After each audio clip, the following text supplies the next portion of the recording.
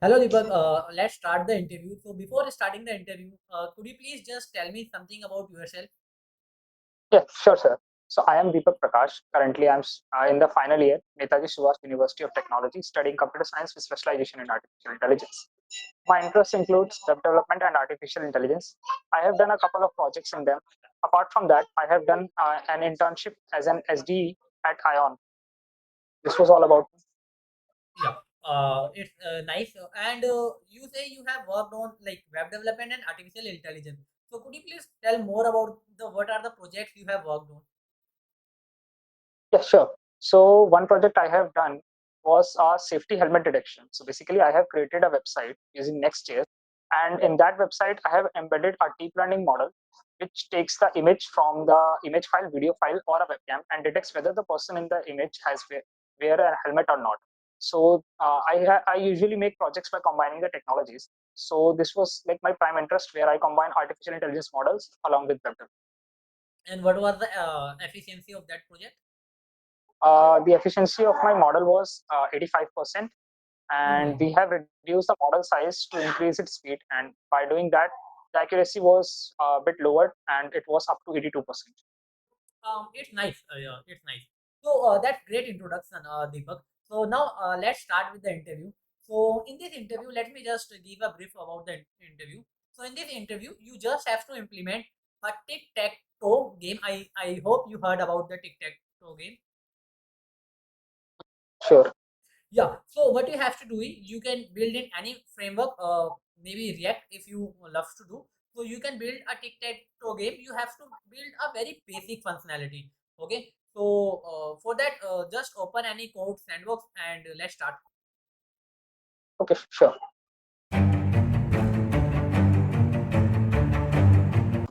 So before starting, let's draw the board. So we will start with a simple div, and in the board, we will have a table with 9 cells. Yeah, sure. Let's create the table. There will be 3 rows, each rows 3 cells. Hmm.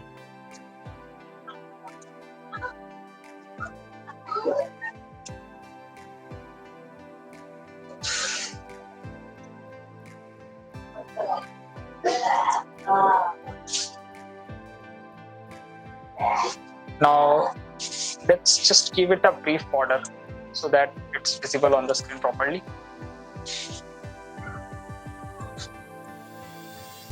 Also, give it some height and width. Yeah. That will be 1 pixel, 1 pixel. Oh, yes. Yeah. It's too large, I guess. Yeah, it's cool. Now we have created our board successfully. Yeah. So after this, we have to add the data elements and add the event listener. So let's first work on the data element. So for this, we will use the React states because we have to update it. Yeah. So what is this use state? Use state. Basically, useState is a hook which allows us to work with the states. States are those variables on changing of which the DOM has to be repainted. Okay. And which DOM? Virtual DOM or a real DOM? It's the virtual DOM. By changing any variable, the virtual DOM gets changed first, and then based on the change of virtual DOM, React internally handles the updation of the real DOM. Yeah.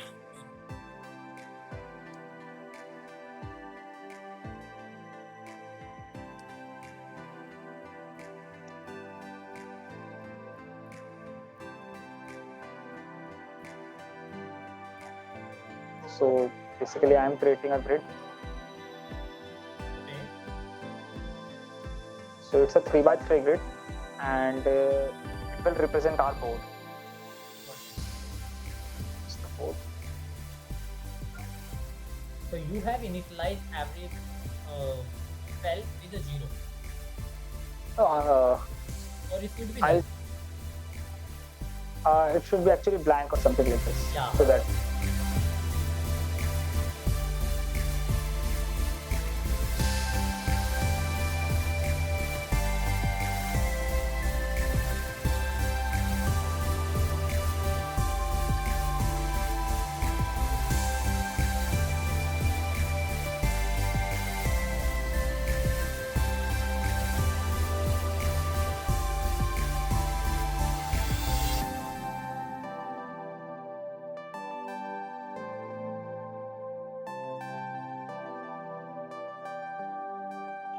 So we have created our board, Hmm. and now it's the turn to implement the user actions. That is Yeah. to handle the. So first I'll need a turn variable to check whose turn it is. Yeah. So initially I'll start with 0. 0 is for player 1 and 1 Hmm. is for player 2. Okay. Or we can do a zero rex initially. That would be more good. Yeah.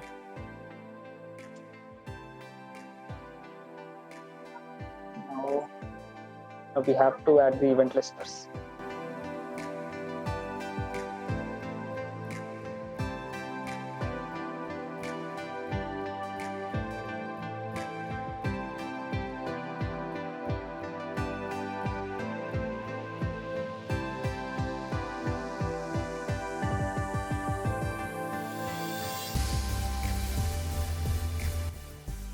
So on handle click, you are passing the Now, event.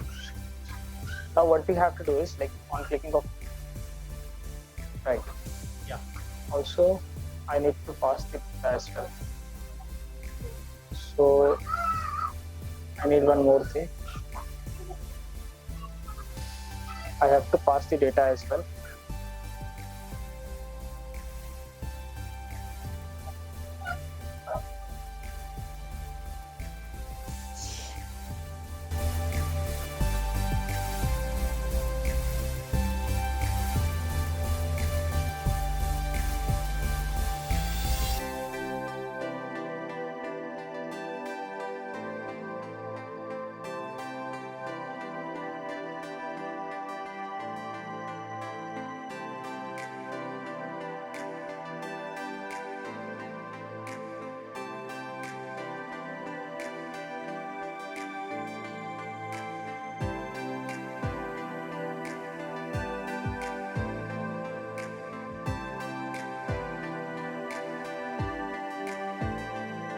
I can like grab the row and column. So what I have to do is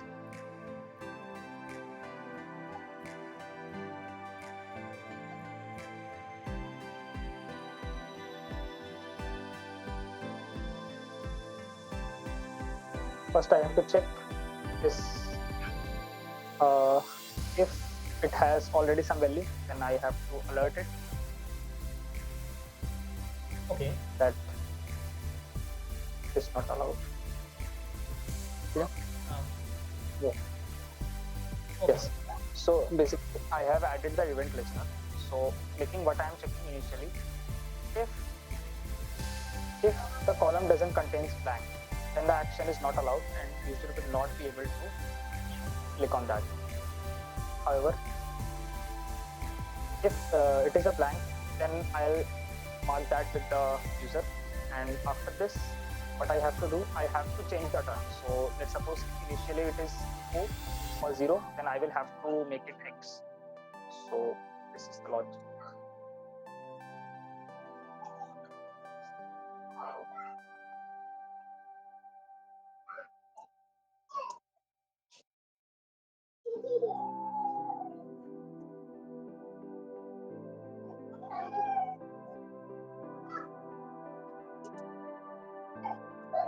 Got it. So let's have a test. Same.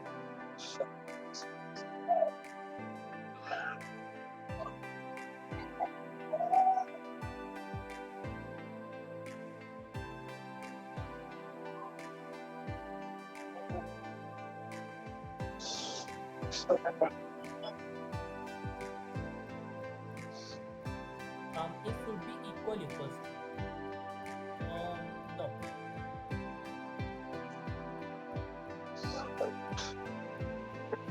Let me check. But I am thinking what might be the issue is probably we are not allowed to change the previous variable. So that is causing the error. This is the only thing which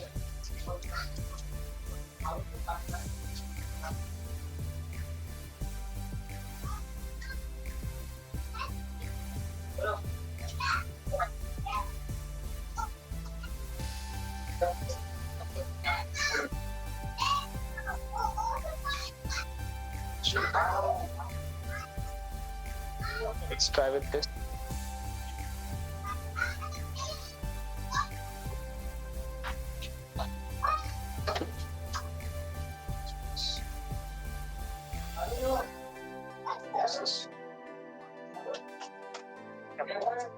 Fine till here. And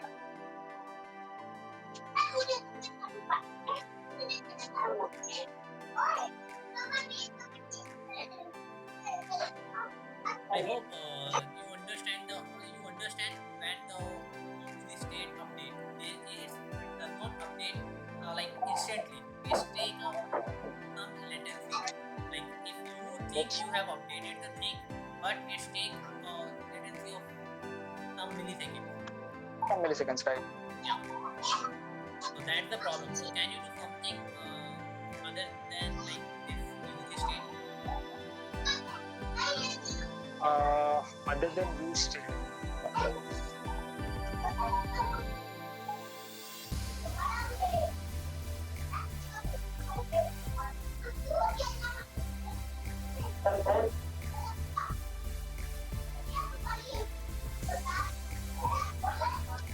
Now I think this should be.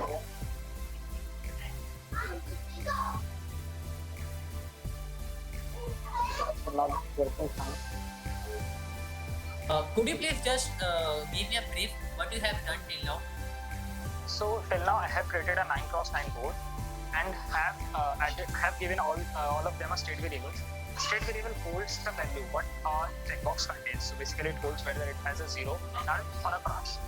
And I have added event listeners to them. So whenever a user clicks on it, the value of the board gets updated. So if it's 0 standard and she clicks on a null, then that will get updated to 0 or X based on the turn. Good. And if a user clicks on like a button twice, then it will not update and will mark it like action not allowed. So like this. Okay. So now the last thing which is left is to check if a user has ended a game or not. Basically, if a user has completed the game or it's been on. So this is what we have to do. Right. So we will have to write a function for this and then we can check. So for this, like we have to check whether like the user has made anything like cross or it's. Okay. So like in the what are the possibility of a user can win if it will be all threes in the rows or the column or the diagonally. You have to check that. Right. So basically there are 8 possible cases.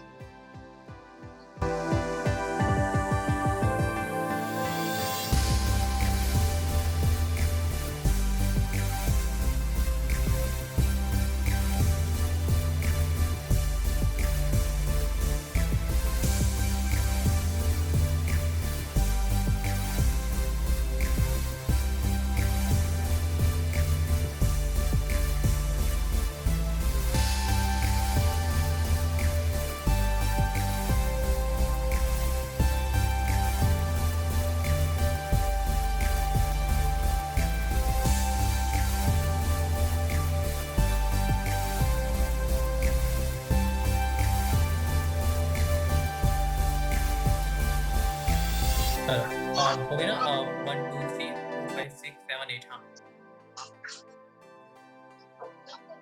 Okay, so these are the cases by when if somebody have like 0 or 1, have all the zeros or all the ones in these 8 cases, then it will be winner. Okay.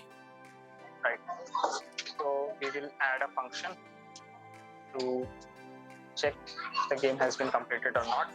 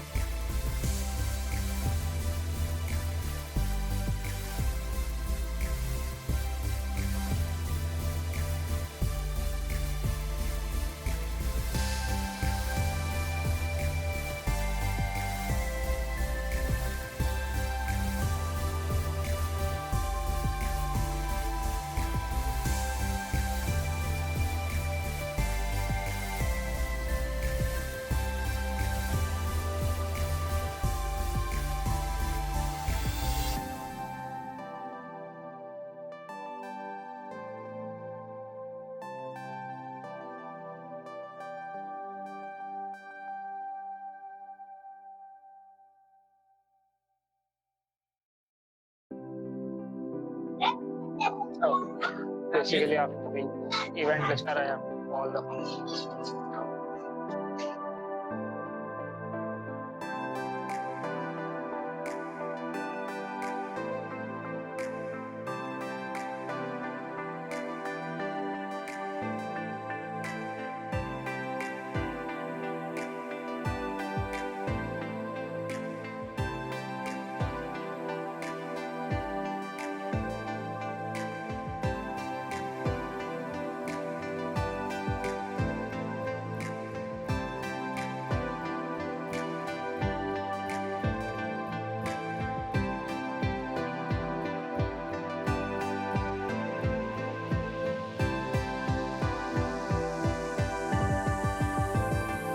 So there is one more issue, that is we have to check if it is a blank, then we have to ignore it. Yeah.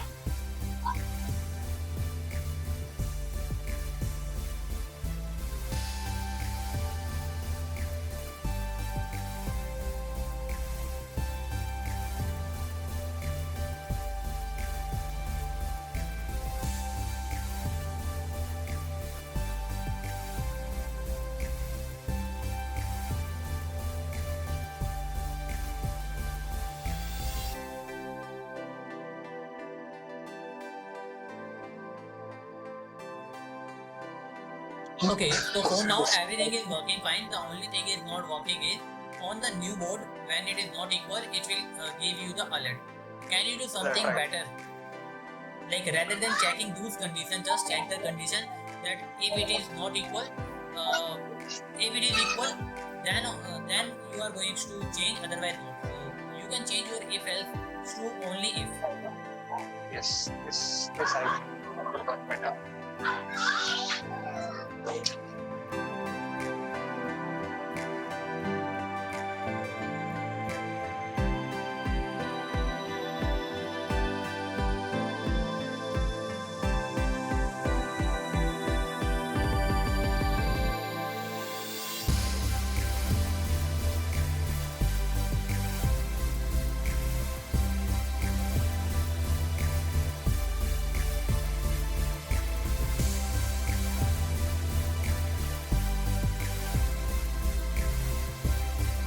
That's cool. The only thing that I want here is rather than showing it on the alert, okay, can you show it on the left side, just creating a simple button where you will say active winner, or you can also show whose turn is this. Okay, so we don't know whose turn is this. So you have to write player's turn. Here you have to write X or Y, and when they win, you have to write winner is. Can you just show it in the right side of the board?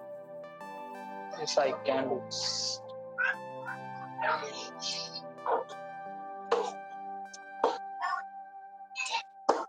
So basically, I have added a info there.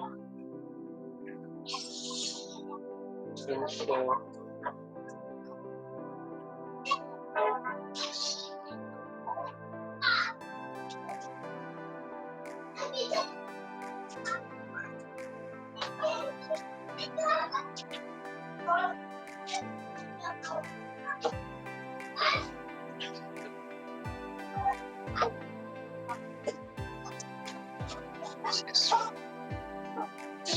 this will show who is the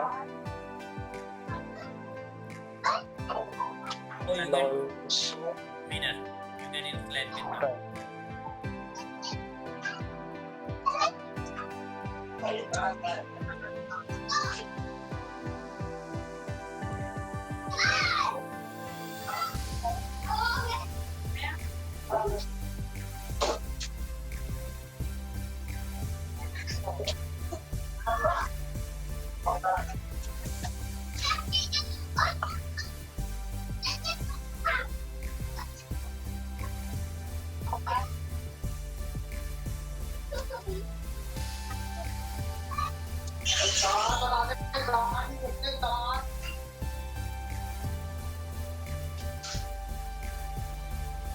and here I have to set the winner. Set winner as yes.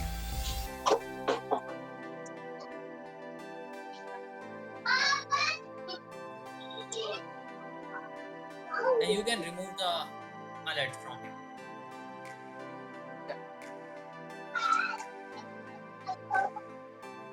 Yeah, it's cool.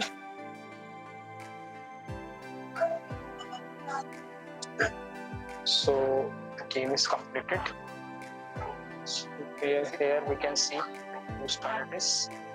And Okay, so see the winner. at this point of time, if you see, it's a player X turn, and below that 0 is winner. So can we use the conditional not showing player X turn if winner is declared? Yes, we can do this. Like we have. Yeah, it's on now. So We can it's do look this. good. It's look good. Just one minor thing that I need one. Yeah. Okay. Yes.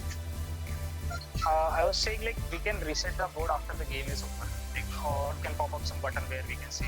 Yeah, that would be more good. Like let's have a one button. Right.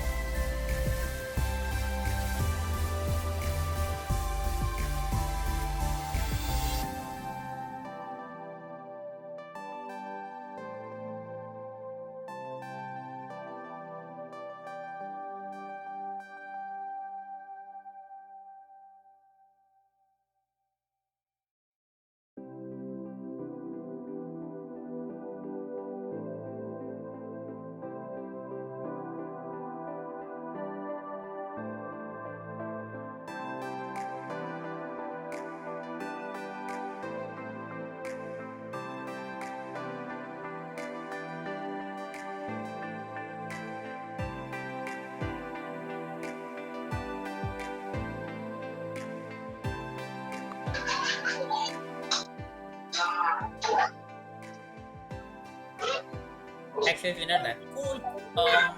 Yeah, that's cool. And everything working perfectly fine.